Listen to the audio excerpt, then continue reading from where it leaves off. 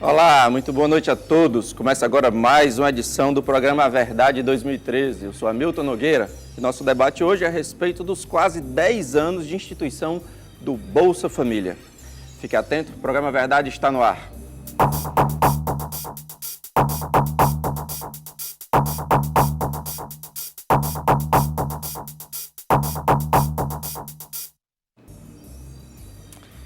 Olá, estamos no ar. Lembrando sempre, você participa por meio do telefone 3486-1721 ou agora também pelo Twitter. O endereço é @HamiltonNog.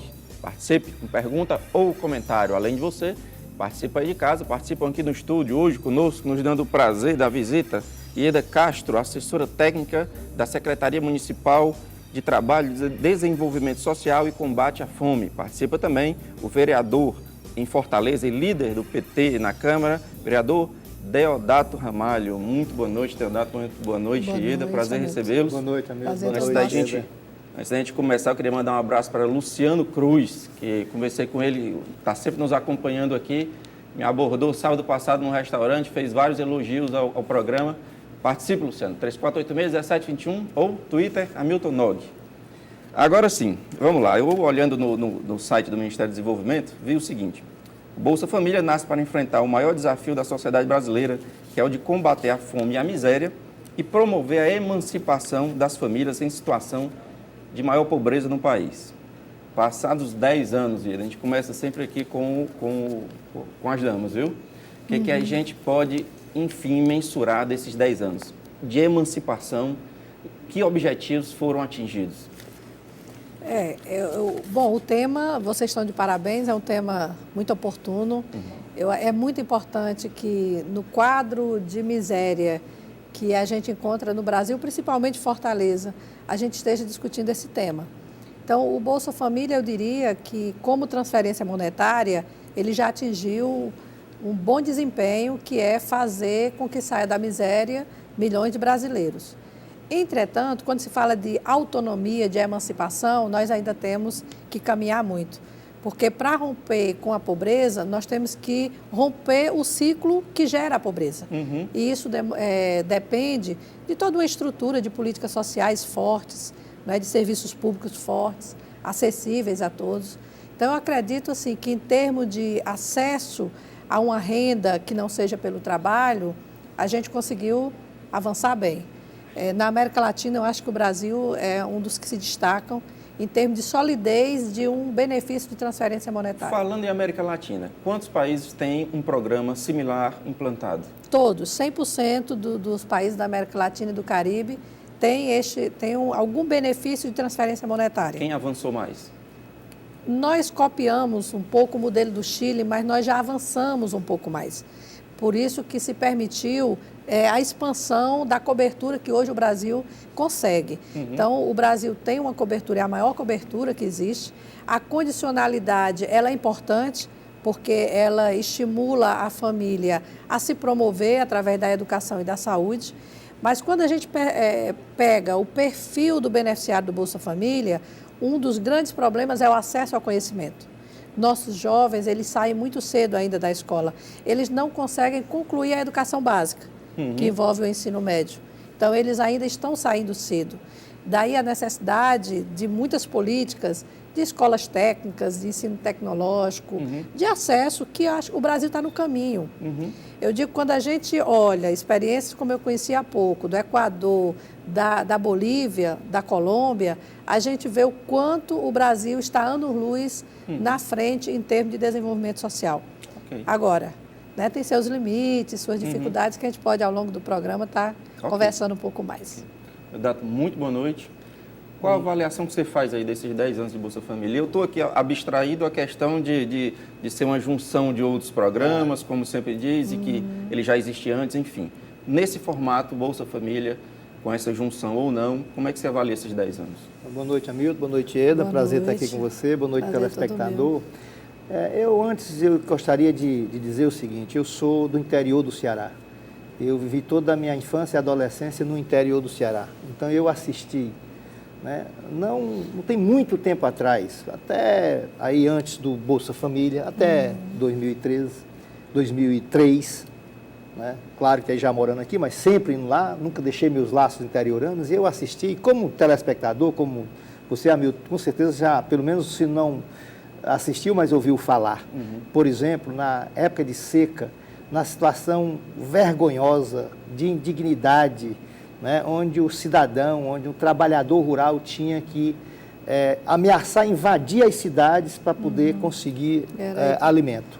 Os saques E os famosos saques nas cidades, e que eram evitados, né, ou pela própria ação repressiva da polícia, ou as mais das vezes, como eu assisti muitas vezes no meu interior, inclusive advoguei para trabalhador que foi processado por conta de situação que eu estou referindo, e os comerciantes se juntavam, né, cada um dava lá uma saca de farinha, outro saco de rapadura e tal, e fazia aquela distribuição, fechava o comércio, corria para entrar na cidade para evitar o saque. Então, eu sempre coloquei que se o governo do presidente Lula não tivesse tido outro mérito, só em ele ter acabado com essa indignidade, eu acho que foi uma ação muito revolucionária.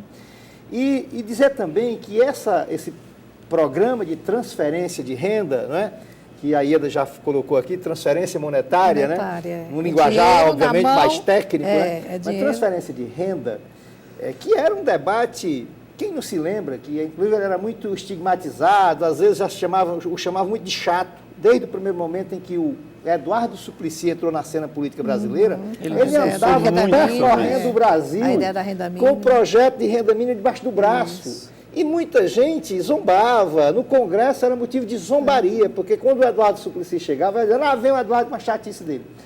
E era uma discussão técnica que ele fazia, fez aqui em Fortaleza inúmeras vezes. Depois nós tivemos lá no Distrito Federal, com o início do Bolsa Escola, salvo engano o nome era esse, no governo que era com Paulo Renato. Do Cristóvão Buarque. Sim, lá governador do Distrito PT, do governo Federal, do Distrito Federal. antes do governo Fernando Henrique Cardoso. Sim. Então, independentemente dessa questão, que eu acho irrelevante de apadrinhamento, de criador, enfim, dessa discussão que se tem. Mas o fato é que, inclusive também, Hamilton, elogiar esse debate. Eu penso que ele é muito importante, porque há muito preconceito em torno desse assunto. E muito contaminado pelo viés político. Né? De um segmento, por exemplo, que até sem nenhum conhecimento da realidade do que é o programa Bolsa Família, faz aquele discurso de que é um programa meramente assistencialista, um programa que induz à preguiça e ao não trabalho, o que não é verdade. Bom. Os 10 anos estão colocados, né? Eu estava correndo aqui, estava um pouco atrasado e vi um número que de 2003, quando iniciou, em setembro de 2003, quando iniciou o programa, até 2011, portanto, nós temos um número maior hoje, foram quase 6 milhões de brasileiros que estavam no Bolsa Família e que saíram do Bolsa Família porque melhoraram de renda. E melhoraram de renda por quê? Espontaneamente ou saíram o programa de Não, espontaneamente, porque se desligaram. Espontâneo. Desligamento espontâneo porque melhoraram de vida, porque criaram condições próprias de trabalho. E isso tem a ver também porque o Bolsa Família, por trás daquele benefício imediato para mitigar a fome daquelas pessoas, ele cria um círculo virtuoso na economia. Conta do imposto gerado, né? Do consumo. Também. Ele aumenta do consumo. Ele então, circula... No meu interior, minha cidade, é uma cidade pequena, Boa Viagem, aqui no interior do Ceará, 210 quilômetros aqui de Fortaleza. Se junta com o BPC, que é o benefício para idoso, e para a pessoa com deficiência, são vários programas, né? Dá um recurso assim fantástico. Então você tem uma movimentação na economia muito grande. Bom, você tocou no ponto importante que que os críticos sempre falam, que ela criaria uma legião de pessoas indolentes, preguiçosas, que não precisariam mais trabalhar. Como é que é isso aí? Como é que você vê isso? Eu faço uma leitura diferente. Eu digo assim, que o que acontece é que o trabalhador, ele hoje tem a opção até de escolher um trabalho mais digno. Né? Quando você não tem outra alternativa de renda, você se submete até ao trabalho escravo. Então, a renda, ela é uma oportunidade para que o cidadão e a cidadã ela possa buscar outras alternativas.